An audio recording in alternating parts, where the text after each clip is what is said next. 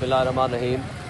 देखें, आज जो नैब वाले मुकदमात थे उसमें जानबूझ के इस्लामाबाद हाई कोर्ट का रजिस्ट्रार ऑफिस मस्ती कर रहा है, प्रॉब्लम क्रिएट कर रहा है। आप मुझे बताएं, नैब उसमें पार्टी है, एक क्रिमिनल केस है, उसके अंदर हमेशा वो डिवीजन बेंच में लगता है। उन्होंने चूँकि वो डे टू डे हियरिंग कर रहे हैं, जानबूझ के उन्होंने सिंगल बेंच में लगा दिया।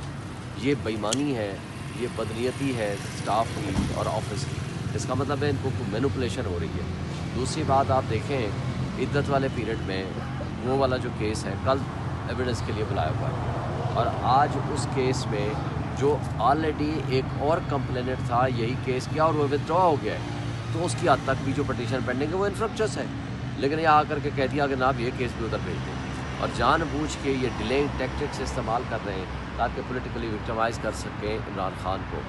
और जो कुछ हो रहा है ये पाकिस्तान में एक अनहोनी हो रही है।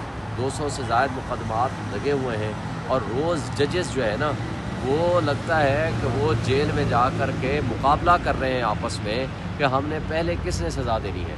अगर ये तर्ज़ अमल ऐसे कंप्रोमाइज़ जजेस होंगे जो पूरे पाकिस्तान के तमाम मुकदमात इस्लामाबाद से रिलेटेड जो भी हैं वो इधर छोड़ के वो जाकर सारा दिन जेल में बैठे रहते हैं। कोई डे टू डे हियरिंग उनके केसेस की हो रही है, यानी एक दिन अगर छोड़ भी दिया तो बहुत बड़ा एहसान कर दिया, और एक दिन की भी हाजिरी माफ़ी नहीं है। और किसी तरह से सिर्फ ये मकसद है कि कोई ना कोई ऐसा तरीका निकाला जाए कि इमरान खान के ख़िलाफ़ कोई ऐसी फोर्ज किस्म की एविडेंस क्रिएट की जाए ताकि किसी में सज़ा हो सके। वरना किसी किस्म का कोई केस नहीं है, कोई अदालतों में कोई उनके पास एविडेंस नहीं है कि जिससे वो इमरान खान को कनेक्ट कर सके। सर, मंसूर अली खान ने वीलॉग की है और उन्होंने ये कहा है कि मैंने बासर इदारे से मुलाकात की है, जिसमें उन्होंने ये बताया कि इमरान खान पाकिस्तान की सियासत में दूर दूर तक नज़र नहीं आते। तो इस हवाले से क्या कहेंगे? मेरा ख्याल है या तो उनकी दूरबीन ख़राब हो गई है। भाई, तुमने दुश्मन के बच्चों को पढ़ाना था, जाओ अब दुश्मन के बच्चों को भी पढ़ाओ और दुश्मन का भी पता करो कि किसने ड्रोन अटैक किए हैं।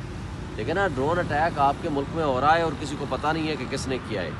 इदारा कुछ और कह रहा है, ईरान की तरफ से एक स्टेटमेंट पहले आई, फिर दूसरी स्टेटमेंट आई है। बात यह है कि ये आपकी ज़िम्मेदारी है। अवाम ने फैसला करना है कि इमरान खान सियासत में रहेगा या नहीं। आज 80% 90% जो पब्लिक है वो तो इमरान खान के साथ खड़ी है। आपने देखा है जो इंटरनेशनल सर्वेज आ रहे हैं या आपके नेशनल सर्वेज आ रहे हैं, आपके डिजिटल मीडिया के सर्वे आ रहे हैं, वो सारे के सारे बता रहे हैं कोई 70%, कोई 80%, कोई 90% ये फ्लक्चुएट कर रहा है, 77% से लेकर 90% के दरमियान मुख्तलिफ एरियाज़ में। अगर आज सारी पब्लिक इमरान खान के साथ खड़ी है, फिर या तो नया आइन रीराइट करना पड़ेगा कि जिसके अंदर किसी इदारे की या किसी की शख्सियत की इजाज़तनामा होगा तो उसको एक्सेप्ट किया जाएगा सियासत में, वरना नहीं होगा। आइन तो इस बात की इजाज़त नहीं देता। भाई, आइन सिंपल ये बात कहता है कि जिसके साथ पब्लिक होगी जमहूर का फैसला तस्लीम किया जाएगा। ये तो है आइन का तकाजा। अगर हमने आइन को नहीं मानना तो फिर मैं तो कुछ नहीं कह सकता।